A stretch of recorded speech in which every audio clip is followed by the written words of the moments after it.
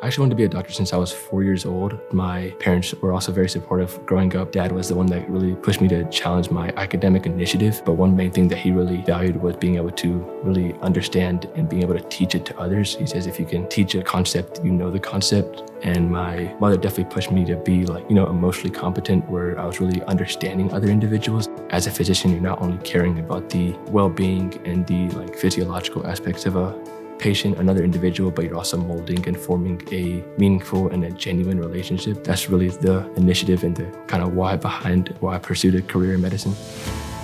When applying to colleges my senior year, one thing I wanted to really consider was how can I be able to make impact while I'm here and make that story unique to myself.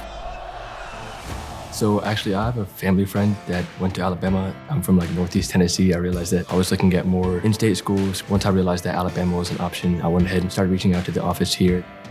One major factor I wanted to consider was the opportunities to take on leadership roles. Of course, with the student organizations that we have and the multiple different offices on campus, there was many different areas where I can get involved in. That was something that I found very important, not only my academic interest, but my student involvement and community interest. From the beginning, I wouldn't say Alabama was on my radar, but looking back, it was definitely worthwhile. My first lab experience was here on campus, and I joined a project my freshman year studying how traumatic brain injury actually affects the reward signaling pathway in the brain, and we utilized fish as a model organism. After finishing that experience, summer of my freshman year, I got the opportunity to take on my own project, studying how muscle physiology actually provides varying levels of behavior and performance abilities within fish.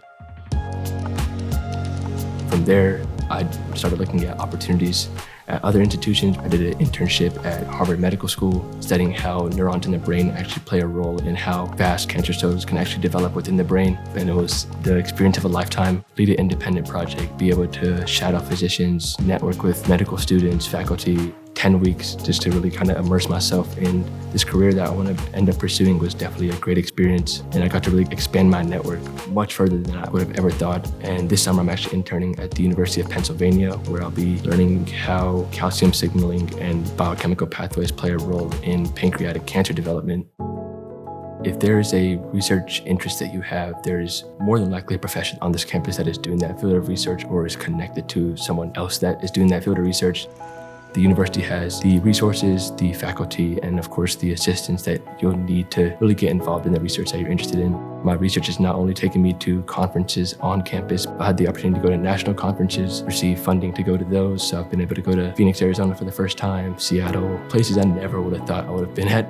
Being able to get a combination of great academics, well-funded and well-accessible research, and infinite amount of extracurricular opportunities and involvement that you can really pursue what you want, but also be confident that you're doing the right amount of everything to ensure that you make it to the end goal, which is, of course, applying to med school and being admitted.